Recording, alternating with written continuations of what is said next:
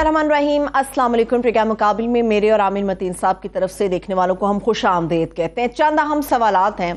क्या 14 मई को पंजाब का इंतखाब होगा? वज़रा के अदलिया मुखालिफ सख्त बयानात पर क्या तौहीन अदालत लगेगी? मालूम नहीं है। इस कदर तनाव और बिगाड़ की सूरत हाल है, क्या मार्शल लॉ की तरफ ये जा सकती है? जवाब है मालूम नहीं। आखिर ये ऑडियो टैपिंग कौन और क्यों कर रहा है, इसका जवाब भी मालूम नहीं। पिछले कई हफ्तों में इन तमाम सवालों के जवाबात तलाश करने की कोशिश कर रहे हैं। आज भी प्रोग्राम मुकाबिल में इन्हीं सवालों के सियासी और कानूनी हल तलाश करने की कोशिश हम करेंगे। इसके साथ साथ आगे बढ़ेंगे तो बताएंगे कि सियासतदानों की नूरा कुश्ती ने मईशत और अवाम दोनों का कबाड़ा किस तरह से और कितना भयानक कर रखा है, ये भी आपके साथ शेयर करेंगे। आमिर साहब, मैंने सारे सवाल सामने आपके रख दिए हैं। 14 मई को पंजाब का इलेक्शन हो, तौहीन अदालत हो, मार्शल लॉ हो, ऑडियो टैपिंग हो, जहां से भी आप शुरू करें, मेरे मुताबिक तो इन तमाम में से किसी का भी जवाब हमें मालूम नहीं। मेरा ख्याल तौहीन अदालत पे तो अदालत का रवैया क्लियरली नज़र आ रहा है कि वो अपना जो इस वक्त सबसे बड़ा इशू उनके सामने है आगे, वो ये 90 दिन के अंदर इलेक्शन के मुकदमा जो वो है। मेरा ज़ाती ख्याल है कि ये जो तौहीन अदालत की ये तमाम चीज़ों को फ़िलहाल वो इग्नोर कर रहे हैं और ये अल्टीमेटली इस तरह चलेगा नहीं। ये इस फैसले के बाद में वो शायद कुछ लोगों को बुलाएं, ये मेरा अंदाज़ा है। बिल्कुल गट फीलिंग कह लें। बाकी ये फैसला इलेक्शन में होना है 14 मई को, नहीं होना, ये अदालतें ने करना है। बाकी तमाम जो आप बयान सुन रही हैं, चाहे मीडिया में लोग कह रहे हैं कि नहीं होना, चाहे पॉलिटिशियंस कह रहे हैं, PDM कह रही है, फलाना कह रहा है, फलाना कह रहा है, ये इररेलेवेंट है। ये वैसे ही जो है असूली तौर पे तो सब जुडिस मामला ओपिनियन नहीं देना चाह रहा है, मगर जो दे भी रहे हैं कि जी बस नहीं होना, नज़मीनी हक़ाइक़ हैं, वो हैं, ये फैसला अदालत ने करना है। हाँ, ये बाद में देखा जाएगा। ये बहुत बड़ा सवाल है कि वो इम्प्लीमेंट होता है, नहीं होता, कितना होता है, और जो नहीं करता उसके साथ क्या होता है। और फिलहाल ये है कि अदलिया के ऊपर प्रेशर रोज़ बढ़ता जा रहा है, रोज़ बढ़ता जा रहा है। बिल्कुल वो एक आप समझें कि एक बिल्कुल घटिया हद तक जा हुआ है कि जो ऑडियो लीक्स रोज़ आ रही हैं, और किसी की सास की, किसी की बीवी की, किसी की रिश्तेदारों की, और वो रोज़ उसका ना एक नया लेवल बढ़ता जा रहा है, लेवल बढ़ता जा रहा है। और कोई भी, और उसके ज़रिए फिर वो चलाई जाती हैं, फिर उसके ज़रिए बयान दिए जाते हैं कि जी हो अब तो रिज़ाइन कर देना चाहिए, अब तो रिज़ाइन करना चाहिए। घूम फिर के वो ये प्रेशर किया जा रहा है कि जनाब ये फ़ैसला ना हो। मैं देखते हुए कि माजी का जो मेरा तजर्बा रहा है, जिन जजेस ने कॉम्प्रोमाइज़ करना होता है ना, उनको ये नौबत ही नहीं आनी होती, वो वैसे ही कर जाते हैं। और पाकिस्तान के ज़्यादातर तारीखी जो हिस्ट्री रही हुई है जुडिशरी की, वो ऐसी ही रही है। मगर जिन जजों ने खड़ा होना होता है तो वो उनके ऊपर इन चीज़ों का असर नहीं पड़ता। ये PDM ने, नून लीग ने क्योंकि नाअहल कर दिया पनामा केस के अंदर आसिफ खोसा साहब को, मगर आसिफ खोसा साहब ने के ज़माने में भी ये बहुत ज़्यादा प्रेशर हुए थे। उन्होंने सिर्फ पनामा का केस नहीं था किया, और याद रहे कि उन्होंने पनामा का केस जो है वो पहले 3 जजों ने GIT की रिपोर्ट के बगैर, जिसके अंदर आसिफ खोसा साहब थे, उन्होंने पहले ही फैसला कर दिया था कि जनाब ये सर्कमस्टेंशियल एविडेंस जो है, इन्होंने अदालत के जवाब नहीं दिए, तो ब्ला ब्ला जो चीज़ें मांगी गई थी नहीं है, इससे यही काफ़ी है कि ये कतरी लेटर की बुनियाद के ऊपर ये जवाब नहीं आया, इसको नहीं हम मानते। तो उन्होंने पहले ही उनको उसके लिए मुजरिम करार दे दिया था। वो बाकी जजेस ने कहा कि जनाब ये फर्दर इसके ऊपर करवा लिया जाए, तो 3 जजेस ने ये कहा, तो इसलिए वो GIT हुई। बाद में 5-0 का फैसला आया था। मगर उनके और जो दिलेराना फैसले थे, आप देखें जो है मुमताज़ कादरी वाला फैसला, कितना प्रेशर था, वो उन्होंने फैसला दिया सलमान तासीर के उसमें। उनके पास आसमा केस था एक, बहुत ज़्यादा उसके ऊपर भी प्रेशर था, वो फैसला भी दिया। और इस तरह के बड़े दलेराना फैसले दिए। इस तरह ही मेरे ख्याल में आप आसिया बीबी केस की बात कर रहे हैं। सॉरी आसिया बीबी की। तो ये मेरा ख्याल है कि ये जो अदबी तक अदालत का जो मूड नज़र आ रहा है, और वो जो लंबा भी ड्रैग करें, खैर ज़रूरत से ज़्यादा मेरा ख्याल ड्रैग कर गया है, कि वो ये नहीं चाहते कि ये इल्ज़ाम लगे, बाकी तो इल्ज़ाम लग गए कि जनाब बेंच मर्जी का नहीं बनाया और 183 के तहत क्यों किया, फुल बेंच क्यों नहीं बनाया। मगर ये हर एक को मौका दे रहे हैं कि आखिर में उन्होंने पॉलिटिकल पार्टीज़ को भी बुला लिया, ये भी कहा कि पंचायती भी अगर आप करना चाहते हैं तो वो भी कर लें, अगर आप इत्तेफाक में करें। तो ये इन चीज़ों का कई दफ़ा उल्टा असर भी होता है कि अदालतें जब ये देखती हैं, जजेस जिन्होंने खड़े होना होता है वो देखते हैं कि ये हमें प्रेशराइज किया जा रहा है, तो उससे उनका जो भी उन्होंने फैसला देना होता है वो ज़्यादा उनका रिजॉल्व स्ट्रेंथन हो जाता है। तो ये कई दफ़ा इसका काउंटर इफेक्ट भी होता है, जो कि मुझे लगता है कि ये काउंटर इफेक्ट होता है। अदालत ने अभी तक जितनी भी अपनी ऑब्जर्वेशन दी हैं, तो फैसला तो पहले ही आ चुका है और वो ऑब्जर्वेशन दे चुके हैं कि जनाब फैसला हमारा अटल है। अब उसकी इम्प्लीमेंटेशन के हवाले से बात हो रही है कि इम्प्लीमेंट करवाना है। इम्प्लीमेंटेशन के अंदर भी जो है वो वायलेशन हो चुकी हुई है कि एससी ने, इसने इलेक्शन कमीशन ने भी वायलेट किया, उसके बाद उन्होंने स्टेट बैंक का उन्होंने जमने मुख्तस कर दिए हैं, और मगर ये एलोकेशन गवर्नमेंट ने करनी है। गवर्नमेंट ने, प्राइम मिनिस्टर ने कैबिनेट के आगे रख दिया, कैबिनेट ने नेशनल असम्बली में भेज दिया, नेशनल असम्बली ने कायमा कमेटी में भेज दिया, कायमा कमेटी से वापस नेशनल में। वो गेंद है जो वो फेंकी जा रहे हैं, इधर उधर पिंग पोंग चल रहा है। मगर अब वो मेरा ख्याल 2-3 दिन में ये क्लियर हो जाएगा। जितने भी ये चेमगोइयाँ हैं वन वे और अदर, ये वाली क्लियर हो जाएंगी बिल्कुल। सवाल 2-3 हैं। एक तो ऑफ कोर्स ये फैसला कि ये जो अब तक ये ऑब्जर्वेशन है उससे तो क्लियर है कि वो खुद अदालत ये कह चुकी हुई है कि ये फैसला तो यही है, हो चुका। लेकिन गुंजाइश की भी तो बात कर रहे हैं ना मोहम्मद साहब, गुंजाइश निकल सकती है। गुंजाइश उन्होंने कहा कि अगर आप वो ये क्लैरिफाई नहीं किया, ये ज़रूर कहा कि आप इत्तेफाक कर लें, मगर इत्तेफाक से मेरा ख्याल है कि जो मेरी तशरीह है वो ये है, जो कि इम्पॉसिबल है कि आप सिर्फ ये नहीं कि आपस में टेबल पे बैठ के, जो कि वो बैठने के लिए पीडीएम के अंदर भी लोग तैयार नहीं हैं और खान साहब के साथ तो बैठना दूर की बात है, और वो बैठ भी जाते हैं तो मेरा ख्याल अदालत उसके अंदर इत्तेफाक से मुराद उनकी ये भी है कि इसका लीगली और कॉन्स्टिट्यूशनली इत्तेफाक हो, जिसकी मुराद ये है कि अगर इस फैसले की तामील के लिए फॉर एग्ज़ाम्पल अगर कोई आइनी तरमीम करनी है तो वो भी करके आएँ कि 90 दिन का एक आइनी शिक है। तो ये नहीं है कि आपस में आप चप्पियाँ पप्पियाँ करके आ जाएंगे जी हमारा मोहल्ले की लड़ाई नहीं है ये आईनी शिकायत, तो उसका आईनी इत्तफाक भी करके आए कि पार्लियामेंट में बैठ के कॉन्स्टिट्यूशनल अमेंडमेंट करें, जिसका दूर दूर तक कोई इम्कान नहीं है। तो वो मगर वो मेरा ख्याल है मौका दे रहे हैं कि कोई बहाना ना रह जाए, आखिर में सबको चांस दिया, सबको वो कर दिया। अब वो डी डे 2-3 दिन में आएगा, 27 को मेरा ख्याल पेशी होगी, 27-28 को मेरा ख्याल, ये 27 को ही शायद इस बात का कभी इम्कान है, कुछ सबको सुन चुके होंगे, पॉलिटिकल पार्टीज़ का भी वो आ चुका होगा, तो वो 27 को काफ़ी उम्मीद है कि इम्कान है कि वो फैसला आ जाएगा।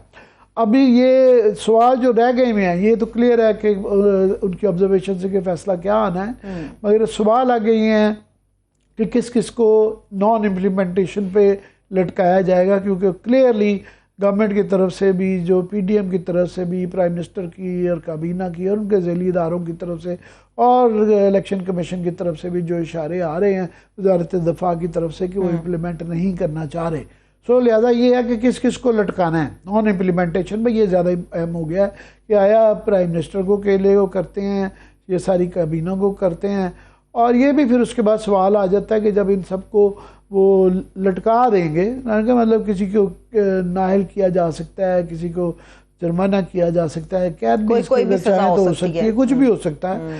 तो उसके बाद फिर वो जब उसके बाद बुलाएंगे इस दफ़ा स्टेट बैंक को, तो वो कहेंगे, ये नहीं कहेंगे, वो ऑर्डर करेंगे कि जनाब आप ये करें, ये आप मुख्तस ये बहाना ना करें, क्योंकि स्टेट बैंक, मैं पहले भी ये अर्ज़ कर चुका हूँ कि उनको ये रोज़मर्रा की एक रूटीन है कि जो लेट से के एफपीआर के जो रिफ़ंड के केसेस होते हैं उसके ऊपर अदालत के पास जब आते हैं, अदालत कहती है कि जनाब इनको इनका पैसा दें, तो वो हुकूमत पाकिस्तान के पास नहीं जाते, वो सुप्रीम कोर्ट के ऑर्डर पे स्टेट बैंक पैसे रिलीज़ कर देता है। सो ये कोई पहली दफ़ा नहीं होने जा रहा, तो वो जो नेक्स्ट टाइम कहेंगे तो जब पूरी काबीना की या प्राइम मिनिस्टर की बली लग चुकी होगी, उन सबको जो लटका चुके होंगे, तो वो फिर जो जो ना करता जाएगा उसकी नौकरी भी जा सकती है, डिसमिसल भी होता जाएगा और कैद भी, जुर्माना भी, कुछ भी हो सकता है। सो वो एक आगे है, हर कोई ने बहुत ये फॉर ग्रांटेड जो लिया हुआ है ना कि जनाब ये बड़ा आसान काम है, ये इतना आसान काम है नहीं है। आमिर साहब जो आप बात कर रहे हैं, हम सब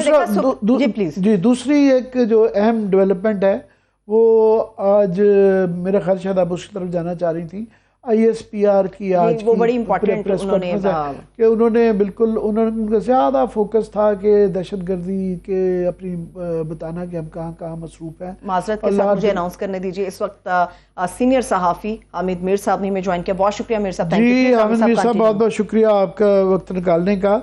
मैं काफ़ी जो मीडिया के अंदर जनरली बयान सुन रहा हूँ और उसमें आप भी मेरा ख्याल शामिल हैं कि काफ़ी अर्से से आप कह रहे हैं कि आपको 14 मई को इलेक्शन होते नहीं नजर आ रहे। आप अभी भी आपका यही ख्याल है? नहीं, अब तो आप किसी बच्चे से भी पूछेंगे तो वो आपको बता देगा कि 14 मई को इलेक्शन नहीं हो सकता। मियां साहब, मीर साहब बच्चे की तो बात ये आईनी और कानूनी मसलों पे मैं नहीं उस पर जाऊंगा, आप बड़े ही मोतबर साफी हैं। नहीं, वो असल में मैं इसलिए आपसे पूछ रहा हूँ आपकी वजूहात क्या हैं, क्यों आप समझते हैं? मैंने पहले भी जब आपसे काफी दिन पहले बात की तो मैंने आपसे कहा था कि ख्वाहिश मेरी ये है कि 90 दिन में इलेक्शन हो जाए, लेकिन खबर मेरी ये है कि इलेक्शन नहीं होगा। तो अब पाकिस्तान में आपको किसने कह दिया कि कानून के मुताबिक फैसले होते हैं? पाकिस्तान में आइन और कानून के मुताबिक तो फैसले नहीं होते, ना ही इमरान खान के दौर में होते थे और ना ही अब शहबाज शरीफ के दौर में हो। यहाँ पे फैसले जो हैं वो होते हैं जाती पसंद पे, नापसंद पे, अना के ऊपर होते हैं, सियासी मसलतों की बुनियाद पे होते हैं। तो अब किसी का सियासी फायदा इसमें है कि 90 दिन में इलेक्शन हो जाए तो उसको आइन याद आ गया है। किसी का फायदा इसमें है कि 90 दिन में इलेक्शन ना हो, इलेक्शन अक्टूबर में जाके हो, तो वो आइन को अपने बूट की नोक पे नहीं लिखते। तो वही पोजीशन जो मैंने आपको पहले बताई थी वही अभी है। और अभी परसों मुझे एक डिसीजन मेकर जो हैं उनसे गुफ्तगू का मौका मिला। मैंने कहा जी कि ये आप ये नहीं समझते कि ये 50वीं सालगिरह है आइन, तो आपने आइन को मजाक ही बना दिया है। तो उन्होंने कहा जी ये आइन जो है ये आपका मसला है, ये रियासत पाकिस्तान का मसला नहीं। तो बस बात ही खत्म होगी वहाँ पर। बिल्कुल, वो रियासत पाकिस्तान के तो आधी से ज़्यादा हिस्ट्री के अंदर आइन का कोई ताल्लुक ही नहीं था और बिल्कुल वो तो माना जा सकता है। मगर ये फैसला ना आपने करना, ना मैंने करना, ना डिसीजन मेकर ने करना, अभी करना तो अदालत ने है। तो अदालत के अगर उसको नहीं माना जाएगा तो वो फिर मावराए आइन ही हो जाएगा ना। आमिर साहब एक दफा फिर माजरत के साथ हर जाइए, आपको किसने कह दिया कि फैसला अदालत ने करना? ये फैसला अदालत ने नहीं करना। माजी में भी फैसले अदालतों ने नहीं किए, फैसले उन्होंने किए हैं जिनके पास फैसले का इख्तियार है। अदालतें सिर्फ उनकी प्रॉक्सी थी। अब अगर कोई अदालत जो है वो समझती है कि हम किसी की प्रॉक्सी नहीं है और हमने आइन और कानून के मुताबिक फैसला किया, तो वो बहुत शदीद गलत फहमी का शिकार है और उनको इसके कॉन्सिक्वेंसेस भुगतना पड़ेंगे अगले 48 घंटे में। मीर साहब यहाँ पे बिल्कुल अब ज़्यादातर तो पाकिस्तान की तारीख में यही रहा है कि वो प्रॉक्सी के तौर पे ये डालते नहीं हैं, मगर ऐसे भी चंद वाक़यात हैं जब जजेस खड़े हो गए और वो इवन बाद में बड़े कंट्रोवर्शियल हो गए इफ्तिखार चौधरी साहब, पर उन्होंने मुशर्रफ जैसे डिक्टेटर को आगे खड़े होकर उतार लिया था और साथ में ऑफकोर्स उनके साथ साफ़ी और वकला भी शामिल थे। तो जज जब कोई खड़ा हो जाए तो वो उसकी भी एक वक़्त है। ये इतना आसान भी नहीं है कि जितना बन गया। अगर फॉर एग्ज़ाम्पल अगर ये आ जाती है उनकी तरफ से फैसला कि जनाब ये इलेक्शन 14 मई को ही होंगे और अगर कोई उसके तामील के अंदर कोई रुकावट बनती है, उन बंदों को प्राइम मिनिस्टर से शुरू होकर नीचे तक लटकाना शुरू कर दें तो एक दफ़ा जो लटक जाएगा नाअहल फॉर एग्जांपल प्राइम मिनिस्टर हो जाते हैं तो वो तो हो गए नाअहल ना, उसको तो अनडू करना। नवाज शरीफ साहब जो मर्जी बाद में अभी करते रहे, नाअहल हो गए तो हो गए, उसको फिर आइनी और कानूनी तरीके से ही अहलियत दोबारा ली जा सकती है, उसका रिवर्स नहीं हो सकता। देखिए अब आपने एक लंबा सवाल किया है, उसके दो हिस्से हैं। पहली बात यह है कि आपने इफ्तिखार चौधरी साहब का हवाला दिए, तो मेरा भी उस वक्त यही ख्याल था कि इफ्तिखार चौधरी साहब आइन और कानून की जंग लड़ रहे हैं, तो हम भी उनके साथ खड़े हो गए थे। और मुशर्रफ साहब ने जिन सहाफ़ियों पर पाबंदी लगाई थी शामिल था, 4-5 महीने मेरे पे भी पाबंदी रही। उस पाबंदी के दिनों में जब तहरीर चल रही थी तो मेरा इफ्तिखार चौधरी साहब के साथ काफ़ी एक करीबी तल्लुक पैदा हो गया था, और मैंने उनकी निजी महफिलों में जब उठना बैठना शुरू किया तो मुझे पता चला कि ये खुद खड़े नहीं हुए थे, इनको जनरल कियानी ने खड़ा किया था। और वो फिर आपको याद होगा कि जब इनकी बहाली हुई थी तो उसमें जनरल कियानी साहब ने ही कॉल की थी एतजाज हसन साहब को और नवाज शरीफ साहब को। और फिर उसके बाद इफ्तिखार चौधरी साहब जो हैं उन्होंने एक पॉलिटिकल पार्टी बनाई, और पॉलिटिकल पार्टी का एजेंडा क्या था कि पाकिस्तान में सदारती निज़ाम लाना है। अब आपको अच्छी तरह पता है कि सदारती निज़ाम किसका एजेंडा है। तो ये इफ्तिखार चौधरी साहब की जो तहरीक थी उसमें हम सब ने बहुत सिंसेरिटी के साथ, खलूस के साथ हमने हिस्सा लिया, और उस तहरीक में जो लॉयर्स प्रोमिनेंटली शामिल थे, वह वो एतजाज हसन हों या अली अहमद कुर्द हों, सबसे किसी से भी जाकर पूछ लें, वो अब वो उनको कोई फख्र नहीं है कि उन्होंने इफ्तिखार चौधरी का साथ दिया था। अब आप जो कह रहे हैं जी कि ये इस वक्त के जो जज साहिबान हैं ये किसी को नाअहल करार दे देंगे तो फैसला तो उनका जो है वो आपके ख्याल में उस पर अमल दरामद हो जाएगा? बिल्कुल अमल दरामद हो जाएगा अगर नाअहल हो गए अदालत की तरफ से। आपका ओपिनियन है? नहीं, ओपिनियन वो इलेक्शन रुकवाने में मेरी अर्ज सुन लें। मैं आपको ये कह रहा हूँ कि अगले 48 घंटे बड़े क्रूशल हैं, कुछ भी हो सकता है। जी, ये बिल्कुल आप सही कह रहे हैं। 48 घंटे में कुछ अगर हो जाए, कोई मावराए आइन कोई चीज़ हो जाए तो अलग बात है, पर अभी तक जो अदालत का मूड है और अदालत जो ऑब्जर्वेशन दे चुकी है कि जनाब 14 मई का फैसला तो आ चुका हुआ, उस पर तो वो कह रहे हैं जी बहस ही नहीं रही है।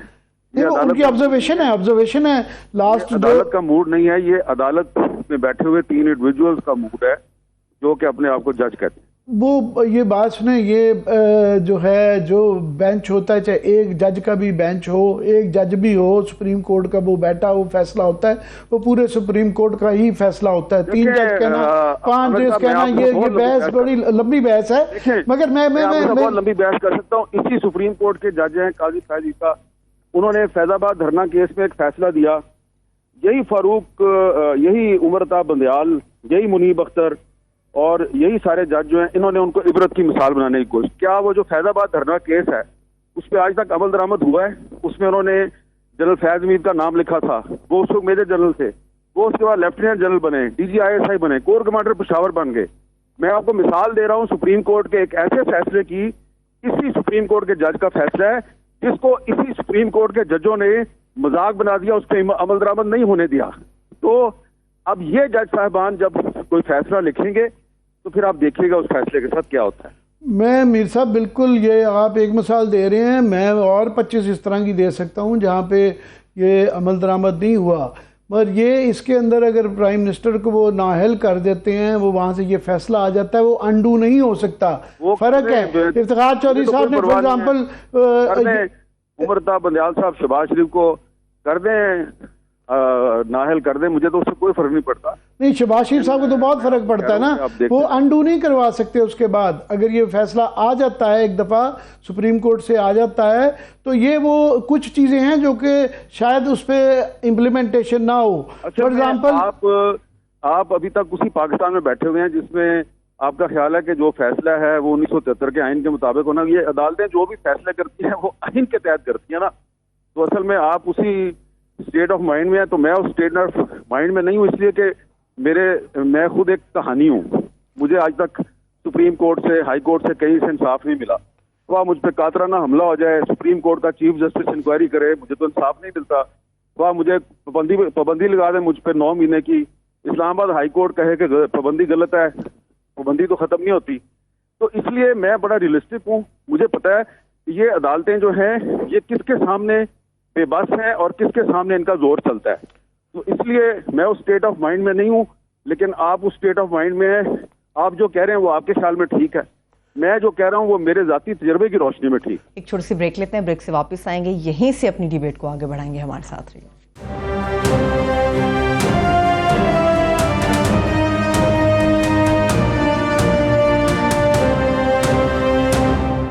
ब्रेक के बाद एक बार फिर से प्रोग्राम में हम आपको खुश आमदेद कहेंगे।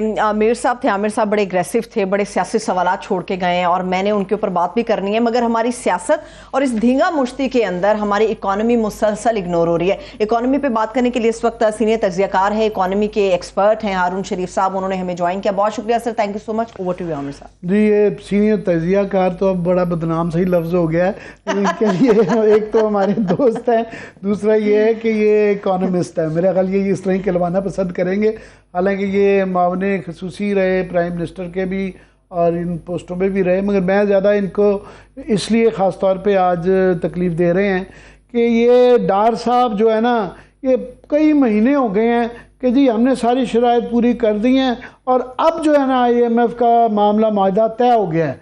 और जिस दिन वो ये हारून बात करते हैं, अल्हम्दुलिल्लाह उनका इतना ज़्यादा असर है कि उसी दिन डॉलर जो है ऊपर चला जाता है और स्टॉक एक्सचेंज नीचे चला जाता है। ये क्रेडिबिलिटी है डार साहब की इस वक्त।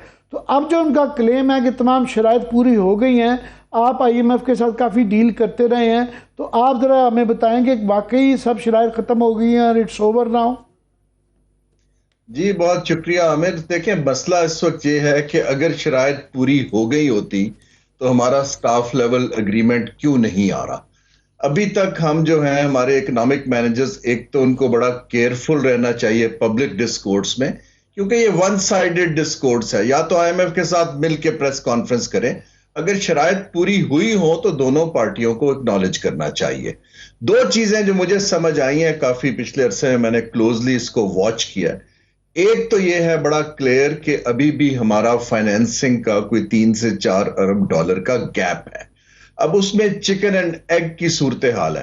पाकिस्तान ये कहता है कि जी अगर IMF साइन कर देगा तो हमारे लिए वो पैसा रेज करना आसान हो जाएगा। IMF कहता है कि पहले हमें एश्योरिटी दीजिए कि आप ये पैसा ले आएंगे और ये होल नहीं रहेगा। तो टेक्निकल लेवल पर इस पर मेरी समझ के मुताबिक अभी तक एग्रीमेंट नहीं है। जो ज्यादा अहम बात आमिर मैं करना चाह रहा हूं, क्योंकि इन इदारों को बहुत 20, 25, 30 साल से मैं देख भी रहा हूं, काम भी करता रहा हूं। देखिए, अगर मैं इस वक्त IMF की तरफ से देख रहा हूं तो जो पॉलिटिकल अनसर्टेनिटी है, मैं इस हुकूमत के साथ कमिटमेंट लेना बहुत रिस्की समझूंगा। इसलिए IMF को एक ब्रॉड लेवल अंडरस्टैंडिंग चाहिए कि जो उनकी रिफॉर्म अग्री होती हैं वो सब पार्टियां उसको ऑनर करेंगी। क्योंकि अगर वो आज प्रोग्राम अग्री करते हैं और इलेक्शन के बाद अगली पार्टी आके कहती है, जैसे कि हमारे दोनों पुराने फाइनेंस मिनिस्टर्स ने पब्लिक डिस्कोर्स किया, शौकत तरीन साहब ने भी, डार साहब ने, कि हम IMF से रीनिगोशिएट करेंगे, ये इस तरह दुनिया नहीं चलती है। तो हमें बड़ा केयरफुली कुछ बैकडोर मैसेजिंग की जरूरत है कि हम कोर प्रिंसिपल्स के ऊपर पाकिस्तान खड़ा रहेगा।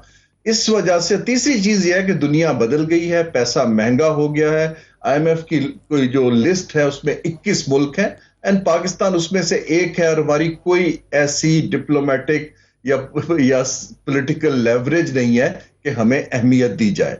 तो मेरा तो ख्याल है कि इसमें वक्त लगेगा। हारून, अभी जो आप कह रहे हैं कि $3 बिलियन के करीब जो है ना फाइनेंशियल गैप आ रहा है, तो ये जो डार साहब का आज ये क्लेम था कि सऊदी अरेबिया की तरफ से 2 बिलियन की जो है ना यकीन दहानी और $1 अरब की जो है UAE की तरफ से आ गई है, तो लिहाजा शराइत, तो ये यकीन दहानी आप कह रहे हैं कि अभी ये क्लियर नहीं है, यहाँ अभी क्वेश्चन मार्क है? देखिए जी, IMF के अपने टेस्ट हैं, वो अपने तरीके से करता है। अगर मैं इस वक्त इंटरनेशनल मैनेजर हूं तो सारा पैसा दोस्त ममालिक से जो आ रहा है मैं उसको बड़ा कॉशियसली देखूंगा, क्योंकि आमिर साहब ये पैसा एक स्ट्रोक ऑफ पेन में वापस भी जा सकता है ना, क्योंकि ये डिप्लोमेटिक रिलेशन पर आता है। ये कोई आपने बॉन्ड नहीं फ्लोट किया, कोई इसमें इकोनॉमिक वैल्यू प्रोपोजिशन नहीं है। मेरा जाती ख्याल जो मुझे समझ आई है कि गालिबन IMF चाहेगा कि कुछ पैसा इसमें से दुनिया की कोई ग्लोबल मार्केट से, फाइनेंशियल बैंक से, कहीं और से आए जो ज्यादा सस्टेनेबल हो। तो ये जब तक हमारी इन चीजों के ऊपर एक क्लियर अंडरस्टैंडिंग नहीं आती है तो IMF के बोर्ड में आगे बढ़ना मुश्किल है। मैं पहले ट्वीट भी करता रहा हूं, आर्टिकल भी लिखा है, पाकिस्तान को बड़ा केयरफुली अपने एक्सपेंडिचर के ऊपर और अपना एक बगैर लेट्स से अज्यूम कि IMF नहीं है तो हमने अगर सर्वाइवल का प्लानिंग की जरूरत है, लेकिन इस सियासी इंटेंसिटी में तवज्जो उस तरफ जाती अनफॉर्चुनेटली दिख नहीं रही है।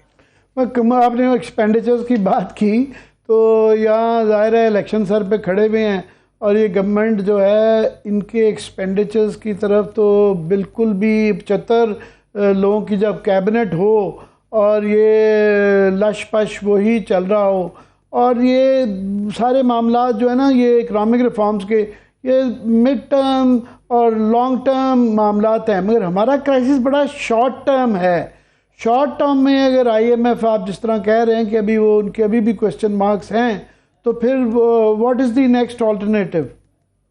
जी देखिए, पहली बात तो ये है कि अगर आप एक्सपेंडिचर, अभी पब्लिक एक्सपेंडिचर रिव्यू एक वर्ल्ड बैंक ने किया है जिसमें वो कहता है कि जी 56% आपका जो रेवेन्यू कलेक्शन है वो आपके सूद की और कर्जों की पेमेंट में जाती है, बाकी आपकी तकरीबन जो 40% है वो सरकार चलाना और फौज के खर्चे में जाती है। तो आप इवन पेंशन्स जो हैं वो पे करते हैं कर्ज लेके। तो हम जो बैंकों से हमारा 7.9% GDP का हो गया है बजट का खसारा, जिसपे लोग बात नहीं कर रहे, जो 22 साल में सबसे ज्यादा है। अब ये खसारा भी अनसस्टेनेबल है और हम कर्ज ले लेके 21-22% सूद के ऊपर हम अपनी डेट की लायबिलिटी बढ़ाते जा रहे हैं। दो ही सोल्यूशन है शॉर्ट टर्म में, आमिर साहब, इसमें कोई रॉकेट साइंस नहीं है, दुनिया करती रहती है।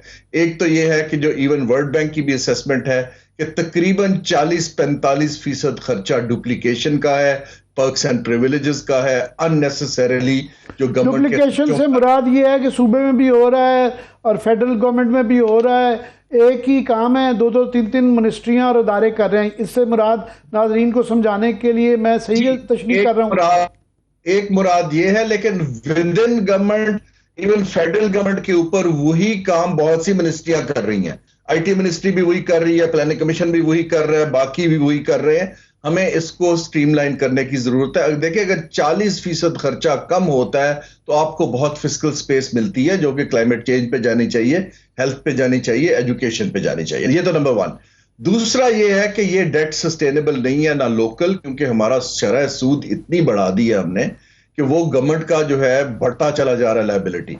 एक तो हमें एसेट स्वैप जो हम बार बार कहते हैं उसकी तरफ जाना है कि जहां जहां कर्जा लिया हुआ है उनको कोई अपने एसेट दें, कंपनियों के शेयर्स दें, कर्जे को घटाएं, क्योंकि ये जो हमारा तरीका है ये बिल्कुल भी चल नहीं सकता। और इंटरनेशनल में आपको बताऊं, शरह सूद ग्लोबली ऊपर जा रही है। मैं भी न्यूयॉर्क में था 4 दिन, जितने बड़े इन्वेस्टर्स और फाइनेंशियल हाउसेज हैं वो सारा पैसा इस वक्त रिस्क फ्री बड़ी इकोनॉमीज में डाल रहे हैं, क्योंकि वहां उनको डॉलर पे अब अच्छा रिटर्न मिलना शुरू हो गया है। तो इमर्जिंग मार्केट की तरफ तो वैसे नहीं जाता। तो पाकिस्तान को ये बदले हुए हालात को जितनी जल्दी समझ लें उतना बेहतर है। हमारा ट्रस्ट डेफिसिट बहुत हाई होता जा रहा है क्योंकि हम कोई गेम प्लान टेबल पे नहीं रख पा रहे। हमें ये जो बार बार ये तस्वुर दिया जाता है कि बस IMF से अगर डील हो गई तो देन एवरीथिंग इज हंकी डोरी, तो इसके बाद ये जो है कि जो बताएं कि जो नेक्स्ट जो इक़दाम होंगे, फॉर एग्ज़ाम्पल कमर्शियल लैंडिंग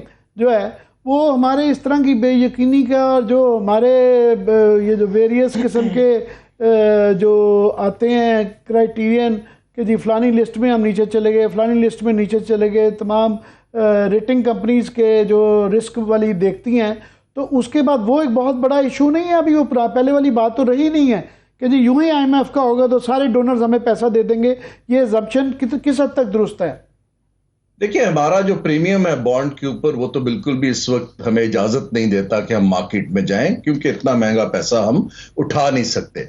हाँ, IMF की तरफ से मेरे हिसाब से ये मुनासिब नहीं है। अगर वो कहते हैं मार्केट से रेज करें तो उनको एक कोई कंफर्ट देनी चाहिए मार्केट को कि अगर ये रेज करते हैं तो हम अपना प्रोग्राम साइन कर लेंगे।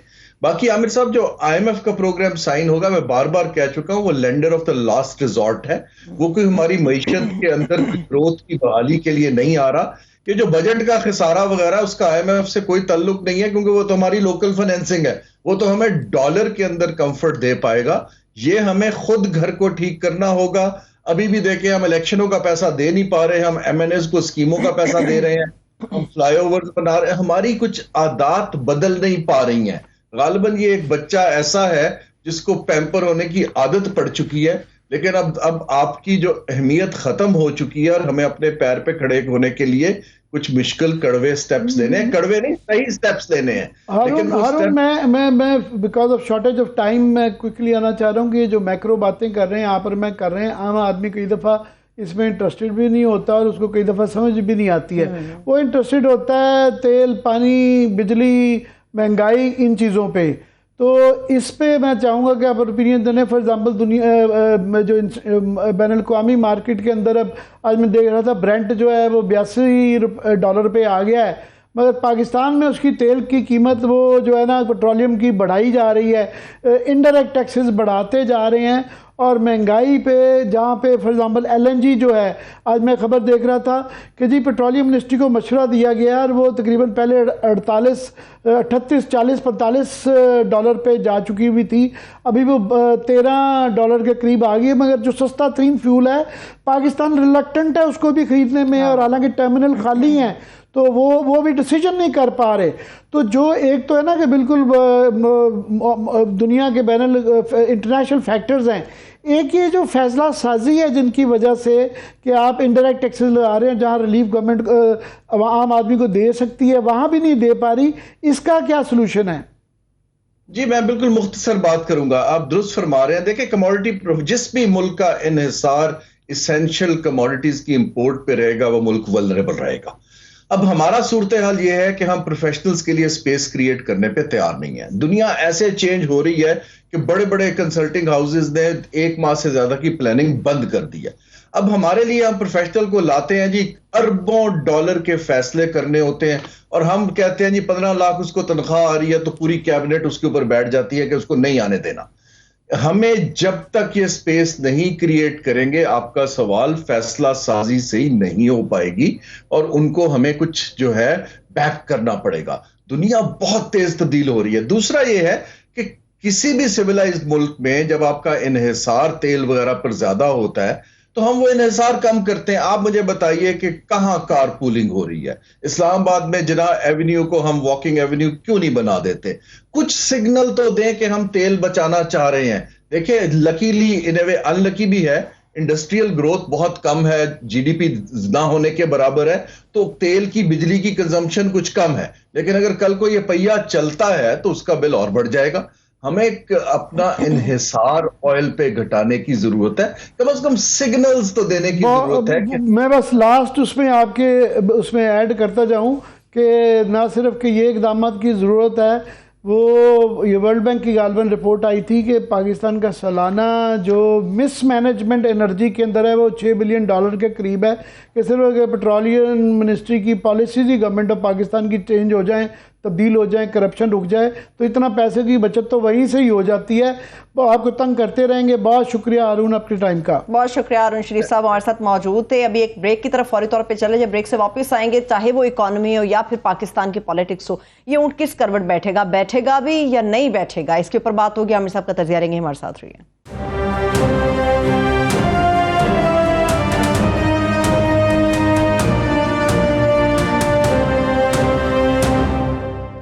Welcome back. आमिर साहब 48 घंटे के अलार्म का मतलब क्या समझ रहे हैं? ये जी आमिर मीर साहब हमारे दोस्त हैं, तो उनकी बात जो है ना वो काफ़ी एको करती रहती है। तो मैं खुद जब से परेशान हूँ, वो जो नई परेशानी में डाल गए हैं कि आइंदा 48 घंटे बहुत अहम हैं।